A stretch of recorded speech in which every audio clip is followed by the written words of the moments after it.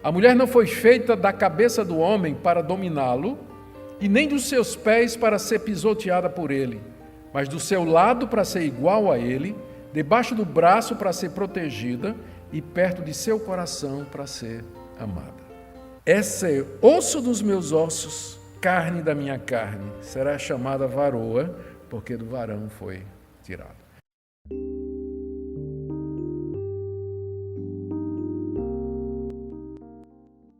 O Senhor Deus fez cair um pesado sono sobre o homem e este adormeceu. Um sono profundo vindo da parte de Deus. O motivo é, a gente só pode especular, que ele não queria que Adão sentisse nenhum desconforto, nenhuma dor, porque Deus ia fazer uma cirurgia nele, talvez aqui é o primeiro caso de anestesia conhecido da história, e também para deixar claro que ele não teve participação nenhuma na formação da mulher. Ele não participou absolutamente em nada, para que ficasse claro que ele não poderia dominar sobre ela, para que não pudesse pisoteá-la como se ela fosse criação dele. Adão nem estava dormindo quando Deus então procede em fazer o que Deus fez. E aí Deus então tira uma costela dele enquanto ele dorme. A palavra costela no hebraico também significa lado, né? Deus tirou do lado do homem a costela. E em seguida o texto nos diz aí que ele fechou a carne, fechou o lugar com carne. Fechou o lugar com carne. E aí, verso 22, Deus forma uma mulher da costela e traz até Adão. Da costela que havia tirado do homem, o Senhor Deus formou uma mulher e levou até ele. É aqui nesse processo em que Deus forma a mulher a partir de uma costela do homem, que a mulher recebe a imagem e semelhança de Deus. Ela recebe a imagem e semelhança de Deus aqui nesse processo. O homem recebe a imagem e semelhança de Deus quando Deus soprou na narina dele.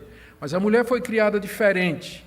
Ela foi feita a partir do homem, e é daí que ela recebe a imagem e semelhança de Deus, sendo, portanto, igual ao homem diante de Deus em honra, dignidade e valor. Alguém feita exatamente a imagem e semelhança de Deus, como o homem havia sido feito então. Tem tido muita especulação, não, mas essa ideia, essa cena de Deus fazendo o homem dormir, chegando lá cirurgicamente, né, metendo os dois dedos assim, abrindo e puxando uma costela, depois fechando com carne, pegando aquela costela, ele transforma numa mulher. Isso tem evocado a curiosidade de muita gente e, às vezes, até algumas explicações muito interessantes, ou algumas conclusões muito interessantes. Aqui eu queria ler uma delas, que é já bem conhecida de vocês, de um comentarista chamado Matthew Henry, que está aqui ecoando o grande Agostinho do século IV. A mulher não foi feita da cabeça do homem para dominá-lo, e nem dos seus pés para ser pisoteada por ele, mas do seu lado para ser igual a ele, debaixo do braço para ser protegida e perto de seu coração para ser amada. Talvez seja ler muito aqui na costela, não é? Talvez seja ler muito, mas não deixa de ser algo poético, né? E extremamente verdadeiro. A exclamação do homem, quando o homem acorda, a exclamação dele, a primeira reação do homem é na forma de um poema, no hebraico. Não transparece no tradução no grego, mas no hebraico é um poema. Ele começa dizendo, e mais uma vez a nossa tradução não ajuda, diz aí o verso 23, e o homem disse, esta afinal, a tradução seria finalmente, como está, por exemplo, na nova versão transformadora, ou então na nova tradução na linguagem de hoje, agora sim, ou então na NVI, esta sim. Então, quando o homem acorda e diz, sim, é isso, é exatamente isso que eu estava esperando. E aí ele faz um poema em hebraico. Essa é osso dos meus ossos, carne da minha carne, será chamada varoa, porque do varão foi tirado. Não é interessante que uma das primeiras atividades culturais do homem depois de um exercício de taxonomia é poesia. Ele exclama, não é? Ele diz, ele cria uma poesia. A mulher deve ter sido tão bela, não é? Tão maravilhosa que ele, né, prorrompeu em poesia. Poesia. Louvando a Deus por isso. Pensa nisso quando a sua mulher disser para você assim: você não é romântico, né? Eu queria mais romance. Então lembra de Adão, né? A poesia que saiu da boca dele quando ele viu aquela que Deus havia preparado para ele. O entendimento, essa poesia reflete o entendimento do homem sobre a mulher. E aí aqui entra uma disputa dos estudiosos, né? Como é que Adão sabia que ela é osso dos ossos e carne da carne se ele estava dormindo? Então a resposta de alguns estudiosos é que, de fato, durante aquele sono, Deus lhe deu uma visão ou um sonho em que ele percebeu isso. Ou, o mais provável, é que Deus explicou para ele de onde ela tinha vindo, quando ele acordou, não é? Nós entendemos que a ideia do sono profundo é exatamente para que ele não visse, ele nem soubesse o mistério da criação, mas Deus então revelou para ele o que é que aconteceu. E a reação do homem é isso aí. E quando ele diz, essa é osso dos meus ossos e carne da minha carne, quer dizer, ela é da mesma substância, ela é feita do mesmo material, ela é similar, ela é semelhante a mim. E o nome dela seria Ishá, varoa, do nome Ish, que é homem. Então, ela vai ser chamada Ishá porque ela foi tirada do Ish. Em português não tem como fazer esse jogo de palavras. Ela será chamada de Homea porque foi tirada do homem. Não faz sentido, né? Então vamos deixar no hebraico mesmo. Ela será chamada Ishá porque foi tirada do Ish. Então, Adão estava perfeitamente convencido de que a mulher de fato era igual a ele, embora diferente. Iguais, ambos eram humanos, mas um era macho e o outro era fêmea. Iguais, mas diferentes. Esse ponto é muito importante da gente preservar, como nós veremos mais adiante. Só lembrando aqui que a mulher recebeu uma glória especial. Ela foi a última a ser criada. E é claro, existem aquelas piadinhas, né, que as mulheres gostam de fazer do homem, né? O homem foi um projeto que não deu certo, aí Deus fez a mulher e aperfeiçoou, né? Mas, sem dúvida, não podemos deixar de ver aqui esse fato de que a mulher foi criada mais distante da terra. O homem foi feito lá do pó da terra, mas a mulher já foi feita num nível superior, não é? Deus a reveste aqui de uma glória especial. Não é à toa que Paulo, lá em 1 Coríntios, se refere à mulher como sendo a glória do homem. A glória do homem. E assim Deus demonstra seu mais completo e perfeito amor pelo ser que ele havia criado, pelo homem que ele fez a sua imagem e semelhança, lhe dando uma auxiliadora semelhante a ele, osso dos seus ossos, carne da sua carne, uma Ishá tirada do Ish, iguais, mas diferentes para cumprir todos os propósitos de Deus. E agora nós terminamos a leitura do texto, terminamos o texto com 2 comentários de Moisés a respeito do que tinha acontecido.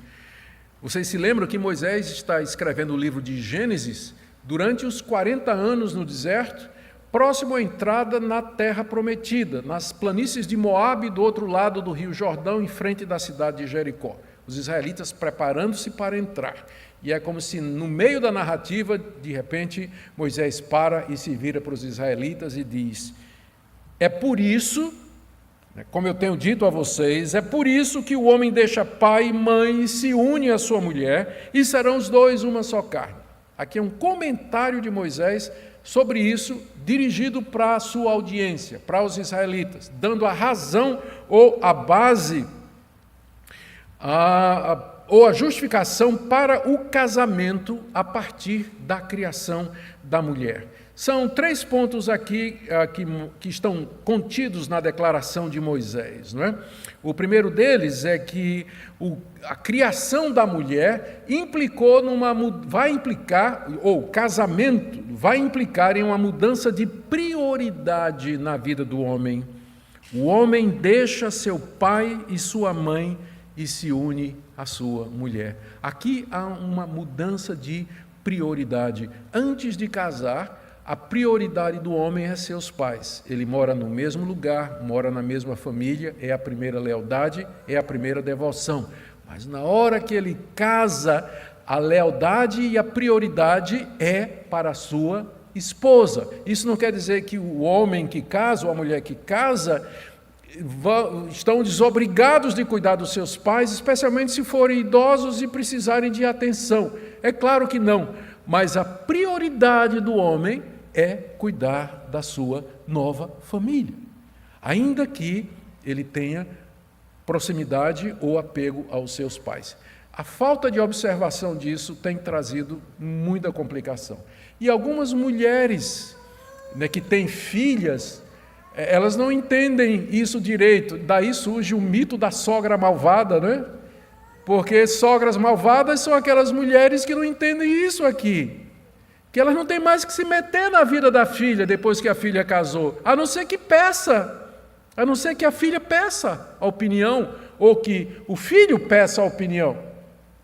Aí sim, mas o Moisés está dizendo aqui esse primeiro ponto, que o casamento implica numa mudança de prioridade. O homem deixa seu pai e sua mãe e ele se une à sua mulher. E aqui é o segundo ponto, essa palavra unir significa uma união muito íntima, entretecido, como se estivesse debaixo do mesmo jugo. E aí é daqui que sai o conceito de que o casamento é um pacto, é uma aliança celebrada entre um homem e uma mulher por causa dessa palavra, se une.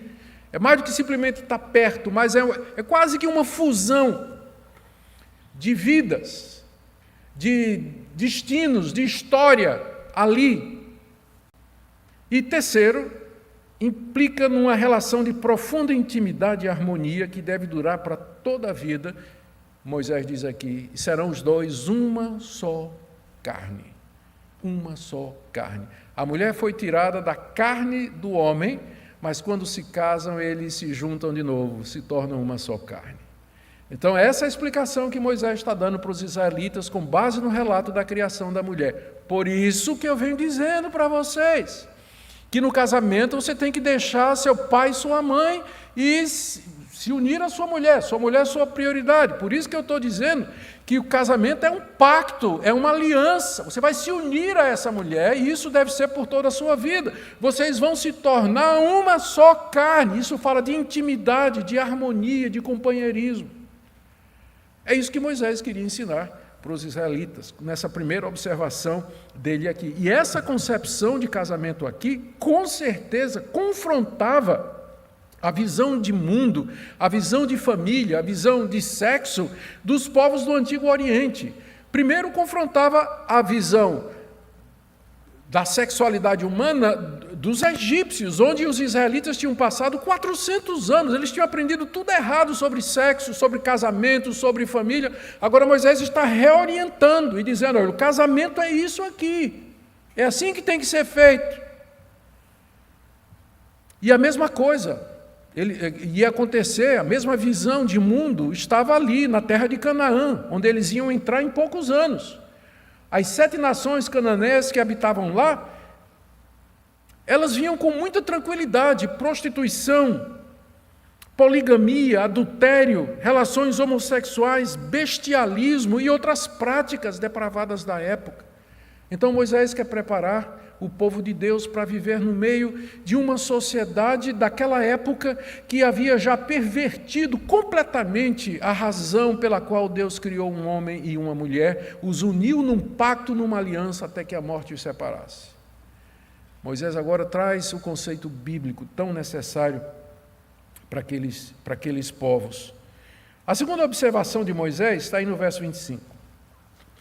Ele diz assim, ora, um e outro, o homem e a sua mulher, estavam nus e não se envergonhavam. Eles estavam nus, mas não tinham vergonha um do outro, não tinham vergonha da sua nudez. A razão por que eles não tinham vergonha um do outro é que o pecado não havia entrado ainda. O pecado vai entrar no capítulo 3, e aí eles vão ficar com vergonha. A vergonha está sempre associada a pecado, culpa e medo do castigo. Vergonha está ligada a essas coisas. Como O pecado não tinha entrado ainda, e, portanto, o homem e a mulher não se sentiam absolutamente culpados de nada, e muito menos de receber o castigo de Deus. Então havia uma inocência entre eles, uma santa inocência, que se perdeu naturalmente depois do capítulo 3, quando nós iremos ver, começando no próximo domingo, a queda do homem, como todo esse paraíso, toda essa criação maravilhosa, isso tudo foi manchado profundamente pela desobediência do homem. Mas talvez o que Moisés está querendo dizer aqui para os israelitas é que a nudez é coisa do paraíso, e que o padrão hoje, depois da queda, não é a nudez, e que o homem e a mulher devem cobrir modestamente seu corpo, uma vez que o pecado entrou, a culpa entrou e tudo mais associado com isso. Quer dizer que a nudez é para o casamento, e quer dizer que a pornografia é pecado. Contemplar a nudez de outro que não seja o seu cônjuge, aquela pessoa que Deus lhe deu num pacto, numa relação de casamento, que era tão comum, a nudez era muito comum no Antigo Oriente. Mas não entre os israelitas, não deveria ser assim, porque isso era uma condição pré-queda, mas depois da queda o homem se cobre. É isso que deveria ser.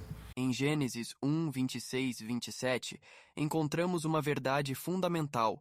Tanto o homem quanto a mulher foram criados à imagem de Deus, e não há hierarquia nesta criação, pois Deus fez o homem e a mulher iguais em valor, dignidade e propósito. Na visão divina, ambos são reflexos do Criador e, portanto, têm um valor inerente que não pode ser subestimado.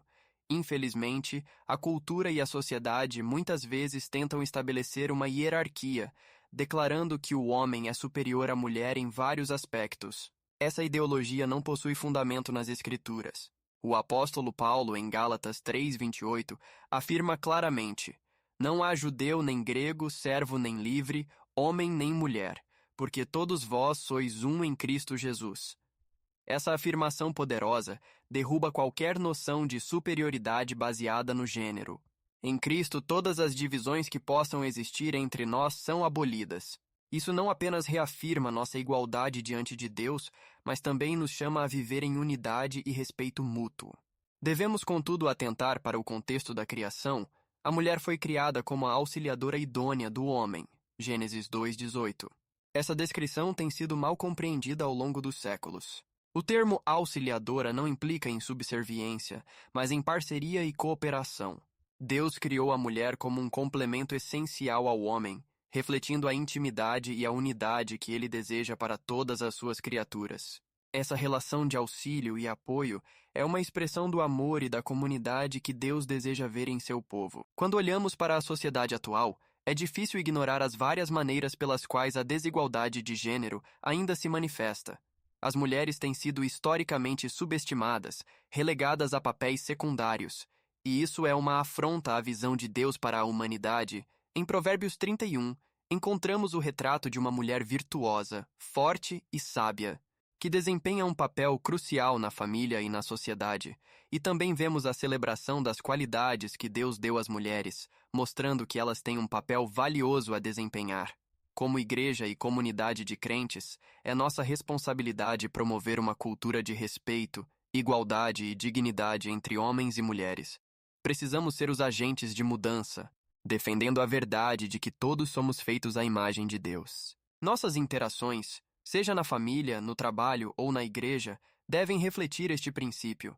Não devemos permitir que a cultura nos ensine a olhar um ao outro de maneira diferente do que Deus o faz. Outro aspecto a ser considerado é a complementaridade dos gêneros na obra do Evangelho. Portanto, tanto homens quanto mulheres têm papéis de importância no cumprimento da missão que Deus nos deu. Nossas habilidades, dons e chamados não são limitados pelo gênero, mas são dados para edificar o corpo de Cristo e compartilhar o amor do Evangelho com o mundo.